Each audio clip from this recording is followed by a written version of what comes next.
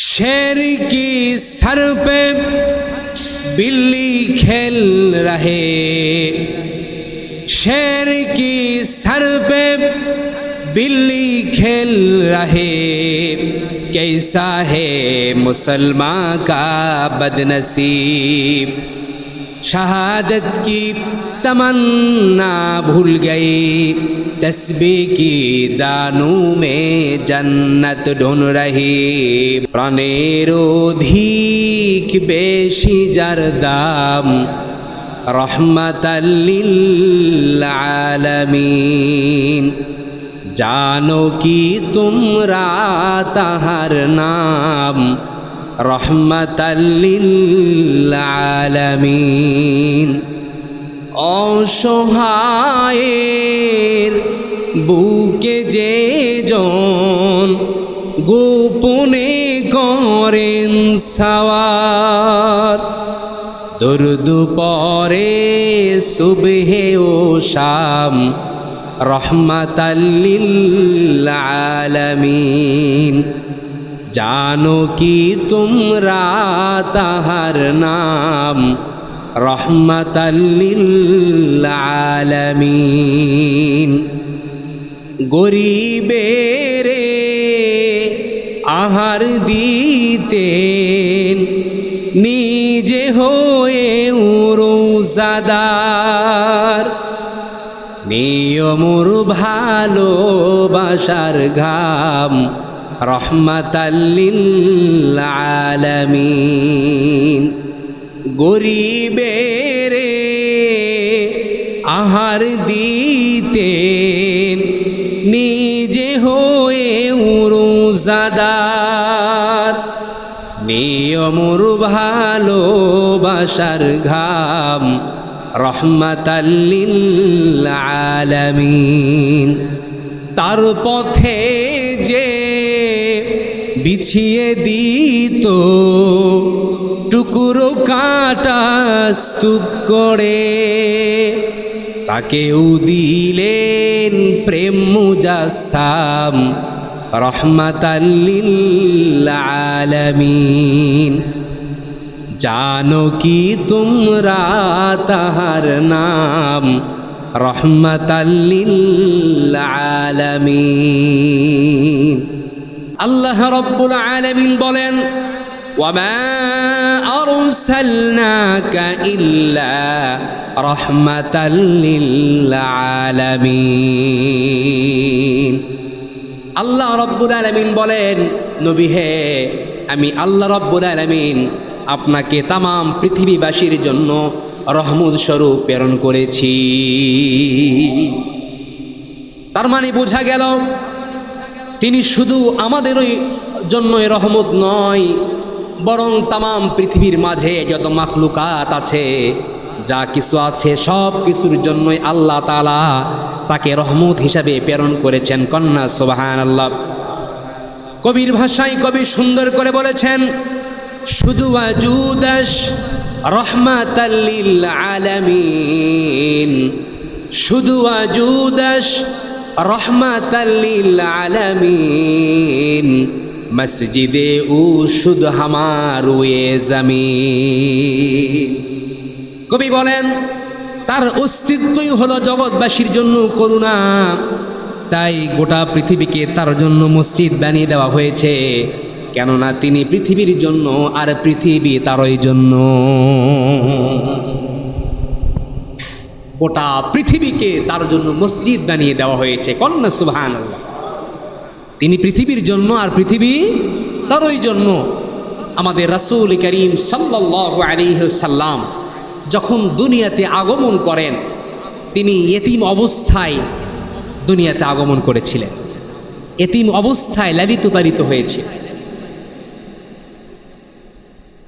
শিশু নবী মুহাম্মদ রাসূলুল্লাহ সাল্লাল্লাহু আলাইহি ওয়াসাল্লাম জন্মের পূর্বে তার বাবাকে দুনিয়া থেকে হারিয়েছেন। মায়ের পেটে তিনি যখন ছিলেন 6 মাস সময়ে, তখন বাপের এতিম হয়ে গেছেন। হযরতে আমেনা শিশু নবী মুহাম্মদকে পেটে ধারণ করে পেটে নিয়ে যখনই প্রসব বেদনা শুরু হতো, হযরতে আমেনা ঘরের মধ্যে একা একা বসে বসে তিনি চিন্তা করতেন আর মনে মনে ভাবতেন, যাহারে এই সন্তান যদি দুনিয়ার বুকে আসে, এই সন্তান দুনিয়ার বুকে আসার পরে দুনিয়াতে সবচাইতে যিনি খুশি হবেন তিনি আজ দুনিয়াতে নাই। আল্লাহ পাক তার হাবিবকে দুনিয়াতে আনলেন। নবীজির দাদা হযরত আব্দুল মুত্তালিব তায়েফ থেকে আগত। আগের যুগে মক্কার রীতিনীতি নিয়ম অনুযায়ী মক্কায় কোন বাচ্চা জন্মগ্রহণ করলে দূর দূরান্ত থেকে, গ্রাম শহর থেকে বাচ্চাদেরকে নিয়ে যাইতো, তাদেরকে দুধ পান করাইতো।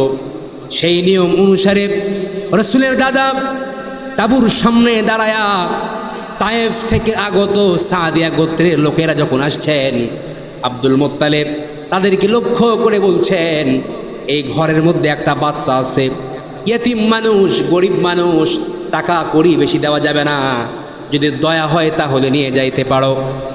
ইয়েতিম মানুষ, গরিব মানুষ দেখে শুনে কেউ নিতে চায় না। সব শেষে এলেন ভাগ্যবতী মহিলা, ভাগ্যবতী মেয়ে হযরতে হালিমাতুস সাদিয়া রাদিয়াল্লাহু তাআলা আনহা।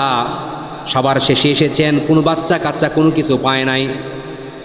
রাসূলের দাদা তাকেও বলছেন, ঘরের মধ্যে বাচ্চা আছে, একটা বাচ্চা আছে, ইয়েতিম বাচ্চা, গরিব মানুষ, টাকা পয়সা কোনো কিছু দেওয়া যাবে না, যদি দয়া হয় নিয়ে যাইতে পারো।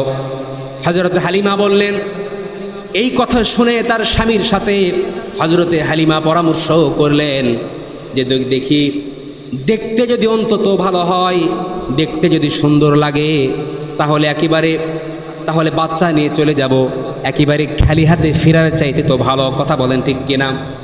হযরতে হালিমা বর্ণনা করেন, যখন আমি তাঁবুর মধ্যে প্রবেশ করলাম, মা আমিনার কোল থেকে যখন শিশু নবী মুহাম্মদকে কোলে নিলাম, আমি যখন হুজুরের চেহারার দিকে নজর করলাম, আমার মনে হলো যেন পূর্ণিমার চাঁদটা আমার কোলে ধরা দিয়েছে। আমার ভাইয়েরা, হযরতে হালিমাতুস সাদিয়া রাদিয়াল্লাহু তাআলা আনহা শিশু নবীকে নিয়ে যখন বাড়ির দিকে যাত্রা শুরু করবেন, বাড়ির দিকে যাত্রা শুরু করেছেন, যেই গাধা সবার পিছে পিছে এসেছে, সেই গাধায় সবাইকে পিছনে ফেলে সবার আগে বাড়ির দিকে ছোটা শুরু করেছে। হযরতে হালিমা বললেন, বাড়িতে যখন প্রবেশ করলাম, বাড়িতে যখন পৌঁছে গেলাম, কূপে পানি বাড়লো, গাছে খেজুর বেড়ে গেল, মাঠে ফসলগুলো বেড়ে গেল, বাড়িতে সর্বরকম বরকত আল্লাহ তাআলা বৃদ্ধি করে দিলেন। বকরির ওলানে দুধ বেড়ে গেল। এ অবস্থায় শিশু নবী লালিত পালিত হলো। নবীজির দুধ বোন সাইমা যখন শিশু নবীকে নিয়ে দোলনায় দোল দেয়, শিশু নবীকে নিয়ে যখন দোলনায় দোল দিচ্ছে, আর সাইমা বলতেছে, বেঁচে থাকুক মুহাম্মদ সাল্লাল্লাহু আলাইহি ওয়াসাল্লাম, সে দীর্ঘজীবী হোক, আল্লাহ পাক তার হায়াতকে দীর্ঘায়ু করুক, এই দোয়া করতেছেন। কবি সুন্দর করে বলেন, বেদুইন বালিকা জানে নাকি সে কারে নিয়ে দোল দেয়। আমার ভাইয়েরা, এভাবে রাসূল তার জীবনের যাত্রা শুরু করলেন। নবীজি ইয়েতিম অবস্থায় যখন লালন পালন হলেন, হযরতে আমেনা বর্ণনা করেন, নবীজি ইয়েতিম অবস্থায় যখন লালিত পালিত হলেন, অনেক অলৌকিক ঘটনার তিনি সাক্ষী হয়েছেন। হযরতে আমেনা বর্ণনা করেন, যেদিন নবীজি দুনিয়ার বুকে আসলেন, আমার ঘরে যেদিন নবীজি জন্মগ্রহণ করলেন, সেদিন আমি লক্ষ্য করলাম আমার ঘরে এমন একটা নূর, একটা আলো আসলো, যে আলোর কারণে পুরা ঘরটা আমার আলোকিত হয়ে গেল। হযরতে আমেনা আরো বলেন, শিশু নবী মুহাম্মদ যখন দুনিয়ার বুকে আসলো, আমি লক্ষ্য করে দেখলাম এমন একটা নূর চমকাতে থাকলো, সে নূরের কারণে তৎকালীন যুগে সিরিয়ার বড় বড় রাজপ্রাসাদগুলো একেবারে আলোকিত হয়ে গেল। আমার ভাইয়েরা, হযরতে আমেনা আরও বর্ণনা করেন, সাধারণত একটা গর্ভবতী মহিলা প্রসবে পেটের মধ্যে বাচ্চা নিয়ে যেভাবে চলাফেরা করতে কষ্ট হয়, বাচ্চা নিয়ে চলাফেরা করতে যেমন নিজেকে কষ্ট হয়, একটু বিরক্তি বোধ লাগে, অস্বস্তিকর ভাব লাগে, হযরত আমেনা বর্ণনা করেন শিশু নবীকে যতদিন ধরে আমি পেটে ধারণ করেছিলাম আমার কোনো দিনও একটা মুহূর্তের জন্য কোনো অস্বস্তিকর ভাব অনুভূত হয় নাই। গর্ভ অবস্থায় মানুষ বাচ্চাকে নিয়ে অনেক কিছু কিন্তু খাইতে পারে না, ঠিক কিনা? অনেক কিছুর গন্ধ লাগে, ভালো লাগে না, অস্বস্তিকর লাগে, শুয়েও শান্তি পায় না, কোনো কিছু করে শান্তি পায় না। অথচ হযরতে আমিনা বলেন আমি শিশু নবীকে পেটে নিয়ে যখনই আমি চলাফেরা করি, যে অবস্থায় আমি চলাফেরা করি, আমার কোনো অস্বস্তিকর ভাব, কোনো ভারী লাগা, কষ্ট লাগা, কোনো কিছুর গন্ধ লাগা, খাইতে পারি নাই, এ ধরনের কোনো দিনও আমার হয় নাই। বলেন সুবহানাল্লাহ। বরং রসুলকে নিয়ে, শিশু নবীকে পেটে নিয়ে আমি যেখানেই গিয়েছি সেখানেই মানুষ আমাকে সম্মানার্থে সালাম জানিয়েছে। বলেন সুবহানাল্লাহ। নবীজির জন্মের সময় আরও অনেক অলৌকিক ঘটনা ঘটেছিল। পারস্যের সেই অগ্নিকাণ্ড যেটা 1000 বছর যাবৎ পর্যন্ত দাউ দাউ করে জ্বলছিল, নিভার কোনো সুযোগ ছিল না, রসুলের জন্মের বদৌলতে অটোমেটিকলি ভাবেই সেই অগ্নিকুণ্ড নিভে গিয়েছিল। বলেন সুবহানাল্লাহ। এভাবে নবীজি হযরতে হালিমার ঘরে লালিত পালিত হতে থাকলেন। 6 বছর বয়সে চুক্তি অনুযায়ী হযরতে হালিমা নবীজিকে যখন তার মাতার কাছে ফিরিয়ে দেওয়ার জন্য গেলেন, তার কাছে যখন ফিরিয়ে দিয়া হযরতে হালিমা আসছেন, হযরতে হালিমা বলেন আমার হৃদয় যেন খানখান হয়ে যায়, আমার মনের মধ্যে যেন ছটফট ভাব, শান্তি পায় না।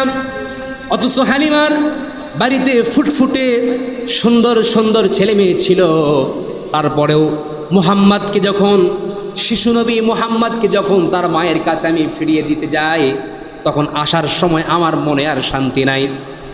আমার ভাইয়েরা, নবীজি শৈশবকালে 6 বছর বয়সে মায়ের কাছে যখন লালিত পালিত হলেন, একাকী প্রতিদিনের ন্যায় পাহাড়িয়া ময়দানে বাচ্চাদের সাথে খেলা করতে যান, খেলা দেখার জন্য যান। প্রতিদিন সন্ধ্যার আগে আগে হযরতে আমেনা শিশু নবীকে বাড়িতে ফিরে পান। হঠাৎ করে একদিন দেখলেন সন্ধ্যা নেমে এলো, শিশু নবী মুহাম্মদ সাল্লাল্লাহু আলাইহি ওয়াসাল্লাম বাড়িতে আসে না। হযরতে আমেনা পাহাড়িয়া ময়দানে সন্তানকে তালাশ করার জন্য হাঁটি হাঁটি পা পা করে গেলেন। দেখেন শিশু নবী মুহাম্মদ সাল্লাল্লাহু আলাইহি ওয়াসাল্লাম একটি পাহাড়ের ওপরে বসে তিনি কাঁদতেছেন। হযরতে আমেনা ডাক দিয়ে বলতেছেন, বাবা তুমি কাঁদো কেন? প্রতিদিন তোমাকে সন্ধ্যার আগে আগে তুমি বাড়িতে যাও, সন্ধ্যার আগে আগে তোমাকে বাড়িতে পাই, আর আজকে সূর্য ডুবে গেছে এখনো তুমি বাড়িতে যাও নাই, কারণটা কি? শিশু নবী মুহাম্মদ সাল্লাল্লাহু আলাইহি ওয়াসাল্লাম বলেন, মাজি আজকে কদিন যাবৎ ধরে পাহাড়িয়া ময়দানে খেলার দেখার জন্য আমি আসলাম, আমি দেখতে পেলাম সন্ধ্যার আগে আগে মুরব্বী শ্রেণীর কিছু লোক আসে, তাদের সন্তানদের নাম ধরে যখনই ডাক দেয়, সন্তানগুলো দৌড়ে গিয়ে বাবার কোলে যখনই চড়ে, বাবা সন্তানের মুখে চুমু দিতে দিতে বাড়িতে নিয়ে যায়। কিন্তু মাঝে আমি একটা জিনিস লক্ষ্য করে দেখলাম, আজ কদিন যাবৎ হয়ে গেল কেউ তো কোনোদিন এসে একটা বার আমাকে মুহাম্মদ বলে ডাক দিল না। আমার কি মা, আমার কি বাবা নাই, আমার কি আব্বাজান নাই? আল্লাহ পাক সাথে সাথে ঘোষণা দিলেন, আলম ইয়াজিদকা ইয়াতীমান ফাআওয়া। ও নবী, আমি কি আপনাকে এতিম অবস্থায় পাই নাই? এতিম অবস্থায় পাওয়ার পরে আমি কি আপনাকে লালন পালন করি নাই? আমি তো আপনাকে লালন পালন করেছি। ওয়াওয়াজাদাকা দাল্লান ফাহাদা। এরপরে আপনি পথহারা ছিলেন, আমি আপনাকে রাস্তার দিশা দিয়েছি। ওয়াওয়াজাদাকা আইলান ফাআগনা। এরপরে আপনি গরিব ছিলেন, গরিব অবস্থায় আমি আপনাকে পেয়েছি। তারপরে আমি আপনাকে ধনী বানিয়ে দিয়েছি। কন্যা সুবহানাল্লাহ। আমার ভাইয়েরা, এ অবস্থায় নবীজির দিনকাল অতিবাহিত হতে লাগলো। আল্লাহ রাব্বুল আলামিন আল্লাহর হাবিবকে এখনও নবুয়ত দান করে নাই। আমার ভাইয়েরা, মক্কার সমস্ত কাফের বেঈমানেরা তার অবস্থা দেখে আল্লাহর হাবিবকে আলামিন উপাধি দিল। কন্যা সুবহানাল্লাহ। নবীজিকে আল্লাহ পাক এখনও নবুয়ত দান করে নাই, তাতেই মক্কার কাফের বেঈমানেরা এই অবস্থায় তিনি যখন লালন পালন হতে লাগলেন, লালিত পালিত হতে লাগলেন, তার চাল চলন, বাচন ভঙ্গি, আচার ব্যবহার দেখে মক্কার কাফির বেঈমানরা সকলেই এতটাই সন্তুষ্ট যে তারা মুহাম্মদ সাল্লাল্লাহু আলাইহি ওয়াসাল্লামের কাছে আমানত, টাকা পয়সা, দিরহাম, মাল সামানা সব কিছুকে আমানত হিসাবে গচ্ছিত রাখত। কন্যা সুবহানাল্লাহ। এ অবস্থায় আল্লাহর হাবিব সাল্লাল্লাহু আলাইহি ওয়াসাল্লামের দিনকাল অতিবাহিত তিনি শুরু করলেন। আমার ভাইয়েরা, তাহলে আল্লাহ রাব্বুল আলামিন আমাদেরকে জানায়া দিলেন, নবীকে লক্ষ্য করে বললেন, ওমা আরসালনাকা ইল্লা রাহমাতাল লিল আলামিন, যে নবী হে, আমি আপনাকে সমগ্র পৃথিবীবাসীর জন্য রহমত স্বরূপ প্রেরণ করেছি। বলেন সুবহানাল্লাহ।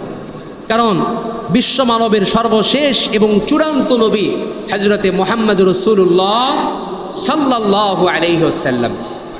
কারণ হলো আল্লাহ রাব্বুল আলামিন পৃথিবীর সূচনা লগ্ন থেকে হযরতে আদম আলাইহিস সালাতু ওয়াস সালাম থেকে নিয়ে হযরত ঈসা আলাইহিস সালাতু ওয়াস সালাম পর্যন্ত অসংখ্য আম্বিয়া আলাইহিমুস সালাম এবং অসংখ্য মুরসালিনগণকে আল্লাহ রাব্বুল আলামিন এই পৃথিবীর জমিনে প্রেরণ করেছেন। এই নবী রাসূলগণকে বিভিন্ন সময়ে বিভিন্ন এলাকায় প্রেরণ করেছেন এবং তাদেরকে আসমানি কিতাবও দিয়েছেন। এই নবী রাসূলগণ একটা নির্দিষ্ট সময় পর্যন্ত তাদের দায়িত্বের আঞ্জাম দিয়ে এই পৃথিবী থেকে বিদায় নিয়ে চলে গেছেন। তাদের কিতাবও নাই, তাদের শরীয়তও নাই, সেই নবীগণ দুনিয়াতে নাই। সর্বশেষ নবী এবং রাসূল হিসেবে আগমন করেছেন আমার নবী, আপনার নবী, বিশ্ব নবী জনাবে মুহাম্মদ রাসূলুল্লাহ সাল্লাল্লাহু আলাইহি ওয়াসাল্লাম। এবং তিনি বিশেষ কোনো এলাকার নবী নন, বিশেষ কোনো সম্প্রদায়েরও কিন্তু তিনি নবী নন, বরং কাল কিয়ামত পর্যন্ত এই পৃথিবীতে যত মানুষ আসবে সমস্ত আনেওয়ালা উম্মতেরই তিনি কিন্তু একমাত্র নবী। তিনি হিন্দুদের নবী, বৌদ্ধদের নবী, ইহুদিদের নবী, খ্রিস্টানদেরও তিনি নবী। আল্লাহ পাক জানায়া দিলেন, ওয়ামা আরসালনাকা ইল্লা কাফাতাল লিন্নাসি বাশীরাও ওয়া নাযীরা। আল্লাহ রাব্বুল আলামিন জানায়া দিলেন, নবী হে, আমি আপনাকে সমগ্র মানবের জন্য সুসংবাদদাতা এবং ভীতি প্রদর্শনকারী রূপে প্রেরণ করেছি। কন্যা সুবহান। সুতরাং যে ব্যক্তি দাবি করবে যে সে মানুষ, যদি কোনো ব্যক্তি দাবি করে যে সে মানুষ, সে যে জাতের হোক, যে রঙের হোক, যে এলাকার হোক, যে ভাষার হোক, সে আসমানে থাক আর জমিনে থাক, যেখানেই থাক না কেন, মুহাম্মদ সাল্লাল্লাহু আলাইহি ওয়াসাল্লাম সকলের জন্যই নবী। কথা বলেন, কথা ঠিক কিনা? চাই কেউ মানুক, চাই না মানুক। আল্লাহ পাক বলছেন, কুল ইয়া আইয়ুহান নাস ইন্নী রাসূলুল্লাহি ইলাইকুম জামিআ। নবী হে, হে মুহাম্মদ সাল্লাল্লাহু আলাইহি ওয়াসাল্লাম, আপনি তাদেরকে জানায়া দেন আমি তোমাদের সকলের নিকটে রাসূল হিসেবেই আগমন করেছি। কন্যা সুবহানাল্লাহ। আমার ভাইয়েরা, আল্লাহর হাবিব সাল্লাল্লাহু আলাইহি ওয়াসাল্লামকে আল্লাহ পাক এই দুনিয়াতে প্রেরণ করে কাফিরদের অভিযোগকে আল্লাহ পাক চিরতরে খতম করে দিলেন। কন্যা সুবহানাল্লাহ। কাল কিয়ামতের ময়দানে কোনো কাফের বেঈমানরা যেন এ কথা বলতে না পারে যে আমাদের কাছে কোনো নবীও আসে নাই, কোনো রাসূলও আসে নাই, কোনো সুসংবাদদাতাও আসে নাই, কিংবা কোনো ভীতি প্রদর্শনকারীও তো আগমন করে নাই। আখিরাত সম্পর্কে কিছুই জানতাম না, আল্লাহ সম্পর্কে আমরা ছিলাম বেখবর, দিন শরীয়ত সম্পর্কে আমরা ছিলাম অজ্ঞ। সুতরাং এই কথা যেন বলতে না পারে, আল্লাহ রাব্বুল আলামিন মুহাম্মদ সাল্লাল্লাহু আলাইহি ওয়াসাল্লামকে এ ধরায় প্রেরণ করে কাফিরদের এই অজুহাতকে চিরতরে আল্লাহ তাআলা খতম করে দিলেন। কন্যা সুবহানাল্লাহ। আল্লাহ রাব্বুল আলামিন বলেন, ইয়া আহলাল কিতাবি ক্বাদ জাআকুম রাসূলুনা ইউবাইয়িনু লাকুম আলা ফাতরাতিন মিনার রুসুলি আন তাকুলু মা জাআনা মিন বাশীরিন ওয়ালা নাযীর ফাকাদ জাআকুম বাশীরুন ওয়া নাযীরুন ওয়াল্লাহু আলা কুল্লি শাইইন কাদির। আল্লাহ পাক বলছেন, হে আহলে কিতাব, দীর্ঘদিন তোমাদের কাছে আমার রাসূল আগমনের বিরতির পরে তোমাদের কাছে আমার রাসূল এসেছেন, আর আমি রাসূলকে এই জন্য পাঠিয়েছি যাতে তোমরা বলতে শুরু না করো যে তোমাদের কাছে কোনো রাসূল আসে নাই, তোমাদের কাছে কোনো সুসংবাদদাতা আসে নাই, কোনো ভীতি প্রদর্শনকারী আগমন করে নাই। সুতরাং এখন তোমরা জানলে তোমাদের কাছে আমার রাসূলও পৌঁছেছে, ভীতি প্রদর্শনকারী এবং সুসংবাদদাতাও তোমাদের কাছে এসেছে। সুবহানাল্লাহি ওয়া বিহামদিহি। তাহলে কিয়ামতের ময়দানে কোনো মানুষের এই অবকাশ থাকবে না মিথ্যা কথা বলার, যে আল্লাহ আমরা তো অজ্ঞ ছিলাম, পরকাল সম্পর্কে কিছুই জানতাম না।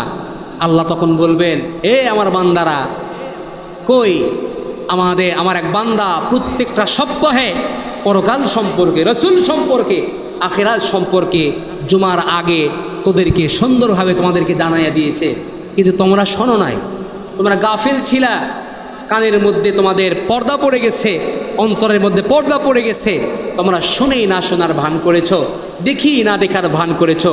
সুতরাং আজকে কোনো অপশন থাকবে না, যাও সরাসরি জাহান্নামে চলে যাও। আমার ভাইয়েরা, এই অপশন ছাড়া কোনো কথা থাকবে? মোট কথা, মুহাম্মদ সাল্লাল্লাহু আলাইহি ওয়াসাল্লামের জন্ম, তার এ ধরায় আগমন সমগ্র পৃথিবীবাসীর জন্য রহমত, সুসংবাদ ও আনন্দের বিষয়। তার মাধ্যমে আমরা কোরআন পেয়েছি, ঠিক কিনা? তারই মাধ্যমে আমরা ইসলাম গ্রহণের তৌফিক লাভ করতে পেরেছি। আজ যে রসুলের বদৌলতে ইসলাম আমাদের বাংলাদেশ আজ এ পর্যন্ত পৌঁছে গেছে। আহা, তায়েফের ময়দানে কত কষ্ট করেছে, তায়েফের যুবকরা রসুলকে রক্তাক্ত করেছে, হাজার নির্মম নির্যাতন সহ্য করেছে। জিবরাইল আমিন হাজির, নবীজি আপনি অনুমতি দেন, আপনি একটা বার অনুমতি দেন, এই উহুদ পাহাড়কে, এই উহুদ পাহাড়ের পাদদেশে সমস্ত কাফের বেঈমানদেরকে একবারে ধূলিসাৎ করে দিব, একবার পিষে হত্যা করে ফেল দিব। আল্লাহর হাবিব সাল্লাল্লাহু আলাইহি ওয়াসাল্লাম বলেছেন যে জিবরাইল, না, যদি তাদেরকে হত্যাই করে দাও, দুনিয়া থেকে তাদেরকে মিটাইয়া দাও, তাহলে আমার কালেমা তাওহীদের বাণী আমি কার কাছে পৌঁছাই? বলুন না সুবহানাল্লাহ। কি রহমতের নবী ছিলেন, কত জুলুম নির্যাতন সহ্য করেছেন। আল্লাহর হাবিব সাল্লাল্লাহু আলাইহি ওয়াসাল্লামকে আবু জাহেল নির্যাতন করেছেন, কষ্ট দিয়েছে।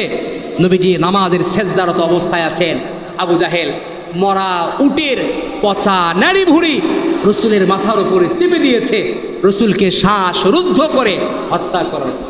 আবু জাহেল এই কুখ্যাত বেঈমান রসুলের গলার মধ্যে গামছা পেঁচায়া নবীজিকে হত্যা করার জন্য চেষ্টা করেছে, শ্বাসরুদ্ধ করে।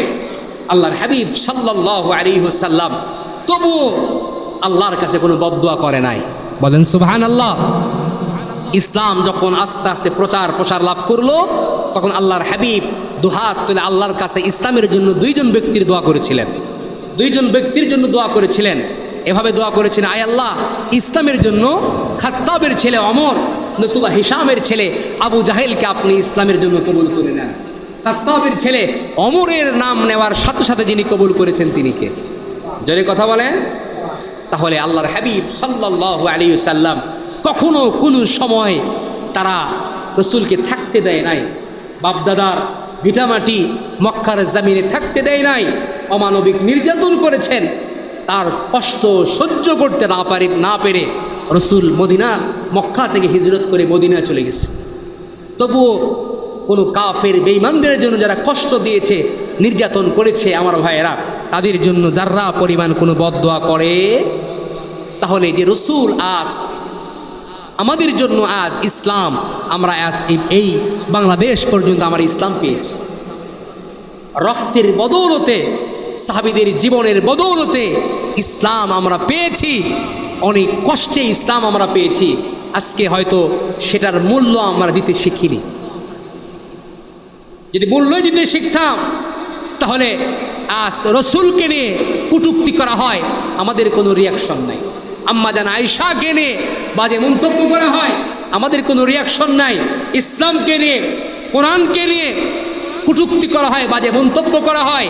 আমার প্রিয় ভাইয়েরা, আমরা ঘুমাই আর ঝিমাই, আমাদের কোনো রিয়াকশন নাই। আর নিজেকে আশেকে রাসূল বলে দাবি করি। আশেকে রাসূল বলে দাবি করি কখন? 12ই রবিউল আউয়াল আসে, মনে করি জশ্নে জুলুসের বর্ণাঢ্য র্যালি বের করবো, হাজার হাজার মানুষ একত্রিত হইয়া গরু মহিষ ছাগল জবাই করে একসাথে শিরনি বিতরণের মাধ্যমে পুরা শহর প্রদক্ষিণ করা আর বিচ্ছিন্ন হয়ে যাওয়ার নাম আশেকে রাসূল নয়। আশেকে রাসূল হলো তারা যারা নবীজি যা করতে বলেছেন তা করে, যা ছেড়ে দিতে বলেছেন তা ছেড়ে জীবন অতিবাহিত করে। কথা বলেন, কথা ঠিক? তাহলে তো কাজও হয়ে গেল রে। সাহাবায়ে কেরাম রিদওয়ানুল্লাহু আলাইহিম আজমাইন জীবনের বদৌলতে তারা ইসলামকে উড্ডয়ন করে রেখেছেন, জিহাদের ময়দানে গিয়েছেন। আমার ভাইয়েরা, কাফের বেঈমানদের পক্ষ থেকে বৃষ্টির ন্যায় তীর নিক্ষেপ হয়েছে, হাতে তলোয়ারের আঘাতে হাত কেটে দ্বিখণ্ডিত হয়ে গেছে, বাম হাতে ধরছে, বাম হাত কেটে পড়ে গেছে, এই জবান দিয়ে ধরছে। তারপরেও বুকের মধ্যে বর্ষা নিক্ষেপ করে তাদেরকে শাহাদতের অমিও সুদা পান করে তাদেরকে তারা জান্নাতে চলে গেছেন, শাহাদত বরণ করেছেন। আর তার বদৌলতে আমরা ইসলাম পেয়েছি। সেই ইসলামকে আমরা মূল্যায়ন করতে শিখি নাই। আমার ভাইয়েরা, ইসলামের অর্থ এই নয় সুবিধাবাটি মুসলমান, এটা ইসলামের অর্থ নয়। ইসলামের অর্থ এটা নয়। আমাদের বগুড়াতেও আছে একদল জশ্নে জুলুসের বর্ণাঢ্য র্যালি বের করে বিশাল ভাই পুরা শহর প্রদক্ষিণ করা আর বিভিন্ন রকমের গরু ছাগল জবাই করে খাওয়া আর নিজেকে আশেকে রাসূল বলে দাবি করা। খবরদার আমার প্রিয় ভাই, খবরদার, এই ধরনের কার্যক্রমে কখনোই যাবেন না আপনারা। রাসূল করিম সাল্লাল্লাহু আলাইহি সাল্লাম দুনিয়াতে এসেছেন, তিনি এই রবিউল আউয়াল মাসে এসেছেন। হ্যাঁ, আমাদের আনন্দের বিষয়, আমার আনন্দের বিষয় নবীজি তার জন্মদিন কিভাবে পালন করছে, সাহাবায়ে কেরাম তার জন্মদিন কিভাবে পালন করছে, সেই দিকে আমাদেরকে লক্ষ্য রাখতে হবে। কারণ রাসূল করিম সাল্লাল্লাহু আলাইহি ওয়াসাল্লাম সোয়া সাহাবায়ে কেরাম কারো জীবনে এমন কোন ঘটনা নাই যে তারা নবীজির জন্মদিন পালন করছে বা রাসূল করিম সাল্লাল্লাহু আলাইহি ওয়াসাল্লামের ইন্তিকালের পর তার জন্মদিন পালন করছে। কিয়ামত পর্যন্ত আগমনকারী উম্মতের কেউই এর দৃষ্টান্ত দেখাতে পারবে না। তাহলে একজন স্বল্প খ্যাত সাহাবার ভালোবাসাকে যদি এক পাল্লায় রাখা হয় আর তামাম দুনিয়ার সমস্ত ওলিয়া উলিয়া গাউস কুতুব সকলের ভালোবাসাকে যদি এক পাল্লায় রাখা হয়, তাহলে একটা স্বল্প খ্যাত সাহাবার পাল্লাই কিন্তু বেশি ভারী হয়ে যাবে। কথা বলেন ঠিক? কারণ নবীজি বলেছেন খয়রু উম্মতি করনি সুম্মাল্লাযীনা ইয়ালুনাহুম সুম্মাল্লাযীনা ইয়ালুনাহুম, সর্বশ্রেষ্ঠ যুগ হলো আমি নবীর যুগ, তারপরে তার পরের যুগ অর্থাৎ সাহাবায়ে কেরামের যুগ, তারপর তাবেঈনদের যুগ। আমরা যদি সাহাবায়ে কেরামের জীবনের দিকে তাকাই আমার ভাইয়েরা, কোনো সাহাবায়ে কেরাম নবীজির জীবনে কোনোদিন জন্মদিন পালন করে নাই। তাবেঈনদের যুগেও যদি আমরা তাকাই, কেউ রাসূল করিম সাল্লাল্লাহু আলাইহি সাল্লামের জন্মদিন এই ঢাক ঢোলক পিটায় পালন করে নাই। কারণ সেগুলো যদি আমরা দেখতে চাই তাহলে আমাদেরকে দেখতে হবে বুখারী, মুসলিম, তিরমিজি, নাসাই, ইবনে মাজাহ, সিয়াসাত্তার যতগুলো কিতাব আছে সবগুলো কিতাব আমাদেরকে দেখতে হবে। সব কিতাব যদি আমরা খুঁজি, নবীজির জন্মদিন পালন করেছেন এইরকম একটা দুর্বলতম হাদিসও কোথাও খুঁজে পাওয়া যায়। তাহলে কিসের আমরা এই ধরনের এগুলো পালন করি? এই জন্য আমার ভাইয়েরা সাবধান, নিজেকে সাচ্চা আশিক রাসূল দাবি করেন, মাথা থেকে পা পর্যন্ত সুন্নতের পাবন্দি করেন। রাসূল করিম সাল্লাল্লাহু আলাইহি ওয়াসাল্লাম যা করতে বলেছেন তা করেন, যা ছাড়তে বলেছেন তা ছেড়ে দেন। আল্লাহর হাবিব সাল্লাল্লাহু আলাইহি ওয়াসাল্লাম যেই সমস্ত বিষয় দিয়ে করেছে, কারণ ইসলাম এমন একটা জীবন ব্যবস্থা, পুরা কোরআন হচ্ছে নবীজির জীবন। কথা বলেন, কথা ঠিক কিনা? পুরা কোরআন হচ্ছে নবীজির জীবন ব্যবস্থা। ইসলাম হচ্ছে একটা কমপ্লিট জীবন ব্যবস্থা। অনেকে আবার বলে হুজুর যেখানে সেখানে ইসলামকে টান দিবেন। আছে না এরকম মানুষ আমাদের সমাজে? যেখানে সেখানে ইসলামকে টান দিবে না। ওই মিয়া, ইসলাম কি তোমার বাপের পকেটে থাকবে? ইসলাম তোমার পকেটে থাকবে মিয়া? যেখানে ইচ্ছা তুমি সুবিধা মতো ইসলামকে ব্যবহার করবা আর ইসলামের পকেটের মধ্যে থুয়ে দিলা, ব্যাস এটা আমার ভালো লাগতেছে আমি মানবো, এটা ভালো লাগে না আমি মানলাম না। ইমান থাকবে? যে কথা বলেন ইমান থাকবে? আমার ভাইয়েরা, ইসলামের পকেটের মধ্যে আমাদের সকলকে থাকতে হবে। ইসলাম যা করতে বলেছেন তা করতে হবে, যা নিষেধ করেছেন তা ছেড়ে দিচ্ছেন। হ্যাঁ একান্তই আমি পারছি না কোনো বিষয় করতে, হ্যাঁ এটা আমার দুর্বলতা, এটা আমার কি দুর্বলতা ভাই, আমি পারতেছি না, আল্লাহ আমাকে একটু তৌফিক দাও। তার জন্য দোয়া করা, তার জন্য কি করা? দোয়া করা, ফিকির রাখা, এটা তার জন্য আমরা দোয়া করব আমার প্রিয় ভাইয়েরা। কারণ নবীজি দুনিয়াতে আসছেন, যদি নবীর জন্মে যদি খুশি বা আনন্দ প্রকাশ করা হয় তাহলে আবু লাহাবের যে অবস্থা হয়েছে তথাকথিত ভুয়া আশিক রাসূলদের এই অবস্থায় হবে। আবু লাহাব ভাতিজা মুহাম্মদ সাল্লাল্লাহু আলাইহি ওয়াসাল্লাম, আব্দুল্লাহর ঘরে মুহাম্মদ, আব্দুল্লাহর পুত্র মুহাম্মদ সাল্লাল্লাহু আলাইহি সাল্লাম দুনিয়াতে আসছেন। ওই যুগে চিন্তা করে দেখেন, আবু লাহাব চাচা এতটাই খুশি হয়েছে, সুসংবাদ দানকারী দাসী সোয়াইবাকে এই দুই আঙুল দ্বারা আজাদ করে দিয়েছে, এভাবে যে যাও তোমাকে আজকে আজাদ করে দিল। আবু লাহাব এই মুহাম্মদ সাল্লাল্লাহু আলাইহি সাল্লাম দুনিয়াতে আসছেন, এই সুসংবাদ দিয়েছে যে বাদী, তাকে এভাবে আজাদ করে দিয়েছে, যাও তোমাকে আজাদ করে দিলাম। খুশি হয়ে এতটাই আনন্দিত হয়েছে। কিন্তু পরবর্তীতে মুহাম্মদ সাল্লাল্লাহু আলাইহি সাল্লাম বড় হওয়ার পরে যখন চাচার কাছে দাওয়াত নিয়ে গেলেন, চাচা আপনি আল্লাহর প্রতি ঈমান আনয়ন করেন, এগুলো মানেন, তাহলে ইনশাল্লাহ কামিয়াবি হবেন, এগুলো মানেন ফায়দা হবে ইনশাল্লাহ। তখন আবু লাহাব কি কয় জানেন? আবু লাহাব কয় তাব্বান লাকা লিহাযা জামাতানা, মুহাম্মদ তোমার ধ্বংস হোক। নাউজুবিল্লাহ জোরে বলেন। যে মুহাম্মাদের খুশিতে দাসীকে আজাদ করে দিয়েছে, বড় হওয়ার পরে যখন তাকে দাওয়াত দিচ্ছে আদর্শের উপরে, নিজের কোরআনের উপরে, ইসলামের প্রতি দাওয়াত দেয়, তখন আবু লাহাব কয় তাব্বান লাকা লিহাযা জামাতানা, মুহাম্মদ তোমার ধ্বংস হোক। তুমি কি এই জন্য আমাদেরকে একত্রিত করেছো? তুমি কি এই জন্য আমাদেরকে একত্রিত করেছো? আল্লাহর হাবিব কিচ্ছু বলে নাই, আল্লাহ পাক সাথে সাথে সূরা লাহাব নাজিল করে আল্লাহ পাক জবাব দিয়েছেন তাব্বাত ইয়াদা আবি লাহাবি ওয়া তাব্বা মা আগনা আনহু মালুহু ওয়া মা কাসাব। আল্লাহ পাক বলছেন আবু লাহাব ধ্বংস হোক, আবু লাহাবের দুই হাত, এবং সে নিজেও তার পুরা আহাল যারাই এই পথে আছে পুরাটাই ধ্বংস হয়ে যায়। আল্লাহ পাক সাথে সাথে জবাব দিয়েছেন আমার প্রিয় ভাইয়েরা। তাহলে বোঝা যায় শুধু নবীজির জন্মেই খুশি হতে হবে না, নবীর আদর্শের ওপরে থাকতে পারাটাকেও খুশি বোধ করতে হবে, আনন্দ বোধ করতে হবে। কথা বলেন, কথা ঠিক কিনা? কিন্তু আমরা কি মনে করি যে নবীজির আদর্শ মেনে লম্বা লম্বা জামা কাপড় পরিধান করলে, নবীজির সুন্নাত মানলে ভালো পরিবারে নিজের ছেলে মেয়েকে বিয়ে দেওয়া যাবে না, ঢিলা ঢালা পোশাক পরলে ভালো পরিবারের সম্বন্ধ করা যাবে না। হ্যাঁ, এখনও যদি এরকম গেটাবে চলি, মানুষ আমাদেরকে ধর্মান্ধ বলবে, গোড়া বলবে, বিভিন্ন রকমের আখ্যা দিবে, যার কারণে মাথা থেকে নিয়ে পা পর্যন্ত নবীর আদর্শ সুন্নাহ ছাড়তে ছাড়তে এমন পর্যায়ে উপনীত হয়েছি, আমরা আজকে প্রমাণ করছি, কাফের বেঈমানদেরকে টার্গেট করে আমরা প্রমাণ করছি যে আমরা তোমাদের গোলাম, তোমরা আমাদের মুনিব, তোমরা আমাদের মুনিব, আমরা তোমাদের গোলাম। কিন্তু তারপরেও তারা মুসলমানদেরকে বিশ্বাস করতে পারছে। আল্লাহ পাক বলছেন ওয়ালান তারদ আনকাল ইয়াহুদ ওয়ালান নাসারা হাত্তা তাত্তাবিআ মিল্লাতাহুম। আল্লাহ পাক তার হাবিবকে বলতেছে, নবী হে, কাফের বেঈমানরা কখনো আপনার প্রতি তারা ধর্মাদর্শ অনুসরণ করবে না, যতক্ষণ না তাদের ধর্মাদর্শ অনুসরণ আপনি না করেন, আপনার প্রতি যার্রা পরিমাণ তারা সন্তুষ্ট থাকবে। সেদিকে লক্ষ্য করে দেখেন, আমার আপনার দেশের অবস্থা একটু মিলিয়ে নেন। আল্লাহ পাক কোরআনে কারিমে বলেছেন, আজ এই বাংলাদেশে হিন্দু বিভিন্ন রকমের রাষ্ট্রের মানুষ বসবাস করতেছে, বিভিন্ন সম্প্রদায়ের মানুষ বসবাস করতেছে।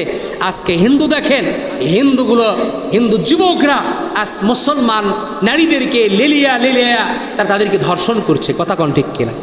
বিভিন্ন রকমের উৎখাত করার চেষ্টা করছে, মুসলমানদের মধ্যে অরাজকতা সৃষ্টি করার কৌশল তারা অবলম্বন করছে। মুসলমানদের মাঝে কেমন করে মারামারি গণ্ডগোল লেগে দেওয়া যায় এই চিন্তা করছে। আমাদের এই রংপুরের অবস্থাটা, গোবিন্দগঞ্জের অবস্থা, এই রাম মন্দির নিয়ে কত কি হইল, এখন সরকার প্রশাসন সেটাকে বন্ধ করে দিয়েছে। তাহলে তারা হরেক রকমভাবে চেষ্টা করেছে, হয়তো সংখ্যালঘুর কারণে মুসলমানদের সাথে তারা পেরে উঠছে না, কিন্তু কৌশলে তারা এগিয়ে যাওয়ার চেষ্টা করছে। কথা বলার কথা ঠিক কিনা?